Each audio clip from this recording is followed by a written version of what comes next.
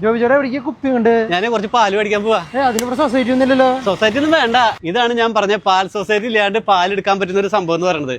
ATM, milk ATM. സംഭവം നമ്മൾ കുപ്പിയും കൊണ്ടൊക്കെ വന്നെങ്കിലും ഇത് എങ്ങനെ ഉപയോഗിക്കാന്നുള്ള അറിയില്ല. ഒന്ന് വരുമോ?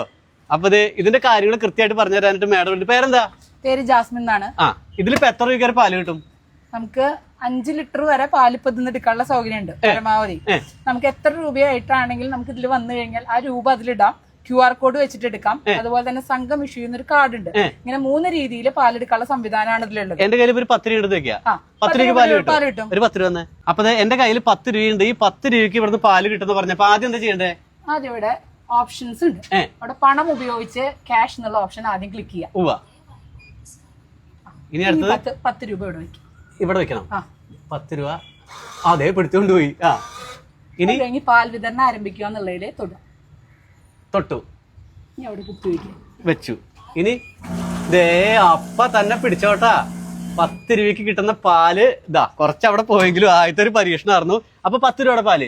അപ്പൊ നമുക്ക് 1/2 ലിറ്റർ പാല് വേണമെങ്കിൽ ഇതുപോലെ തന്നെ നമുക്ക് QR കോഡ് വെച്ചിട്ട് ചെയ്യാം. പൈസ കറൻസി ഇല്ലാത്ത രീതിയിലാണ് QR കോഡ്. അതായത് എനിക്ക് തോന്നുന്നു തൃശ്ശൂർ ജില്ലയില് വേറൊരു സ്ഥലത്തും കൂടി ഉണ്ട്. മാളയിൽ മാത്രം ഉണ്ട് അല്ലെ? ഇതെന്ത് ഇങ്ങനത്തെ ഒരു സംരംഭം തുടങ്ങാനായിട്ട്? അതായത് നമ്മുടെ സംഘങ്ങളിൽ പാലുണ്ടെങ്കിലും നമുക്ക് ഏത് ആൾക്കാർക്കും ഏത് ആവശ്യമുള്ള സമയത്തും വന്ന് എടുക്കാനുള്ള സംവിധാനം നിലവിലില്ല.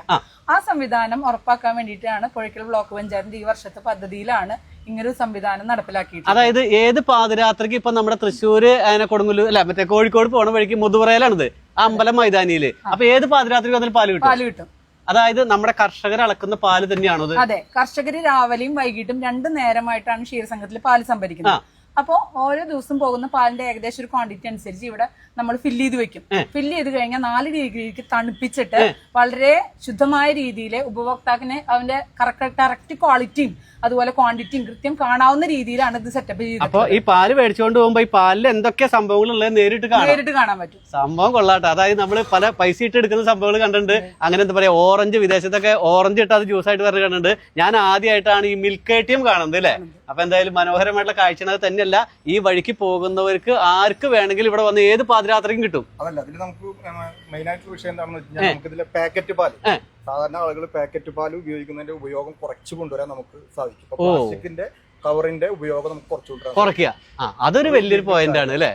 അപ്പൊ എത്ര ലിറ്റർ പാല് വരെ നമുക്ക് ഇതിൽ സ്റ്റോർ ചെയ്ത് വെക്കാൻ പറ്റും? 200 ലിറ്റർ കപ്പാസിറ്റി ഉള്ള മെഷീനാണ് ഇപ്പൊ നമുക്ക് ഇവിടെ സ്ഥാപിച്ചിട്ടുള്ളത്. അപ്പൊ അത് കഴിയുമ്പോൾ ഓട്ടോമാറ്റിക് നമുക്ക് ഫില്ല് ചെയ്യാനുള്ള സംവിധാനം, 2 നേരം ഫില്ല് ചെയ്യാനുള്ള സംവിധാനം ഉണ്ട്. രാവിലെയും വൈകിട്ടും 2 നേരത്തെ കളക്ഷന്റെ സമയത്ത് നമുക്കത് ഫില്ല് ചെയ്യാനുള്ള അതുണ്ട്. അതുപോലെ തന്നെ 4 ഡിഗ്രിയിലേക്ക് തണുപ്പിക്കാനുള്ള സംവിധാനത്തോട് കൂടിയിട്ടാണ് ഈ മെഷീൻ സ്ഥാപിച്ചിട്ടുള്ളത്. അതെ അല്ലെ. അപ്പൊ 100ന്റെ ഉണ്ട്, 200 ഉണ്ട്, 500 ഉണ്ട്.